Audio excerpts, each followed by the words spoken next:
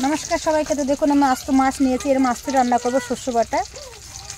তো দেখুন মাছগুলো ভেজে নিচ্ছি। তো দেখুন এক পাশ ভাজা হয়ে গেছে, আর একটা উল্টে দেবো মাছগুলোকে। দেখুন মশলা পিছিয়ে নিচ্ছি, তারপর রসুন দিচ্ছি, আদা কাঁচা লঙ্কা বেটে নেবো, দুটো পেঁয়াজ। দেখুন এই তেলের মধ্যে কালো জিরে একটা শুকনো লঙ্কা দিয়ে দিচ্ছি, দুটো টমেটোর কাটা, বাটা মশলাটা দিয়ে দিচ্ছি, জিরেটা সর্ষেটা বেটে নিচ্ছি। দেখুন জিরে আর সর্ষেটা বেটে নেবো পাটাই। দেখুন মশলাগুলো বেটে নিয়েছি, দিয়ে দিচ্ছি লবণ, হলুদ, শুকনো লঙ্কার গুঁড়ো, তবে হালকা ভেজে নেবো। দেখুন মশলা থেকে তেল ছেড়ে দিয়েছে, আমি জলটা দিয়ে দিচ্ছি।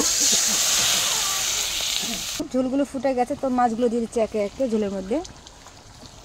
উপর থেকে দুটো কাঁচা লঙ্কা কেটে দেবো উপর থেকে, অল্প একটু কাঁচা তেল সর্ষে, 2-3 মিনিটের জন্য ঢাকা দিয়ে দেবো। দেখুন মাছ হয়ে গেছে, হারা ধনে দিয়ে দিচ্ছি উপর থেকে। কার কার খেতে ভালো লাগে আপনারা কমেন্ট করে বলবেন।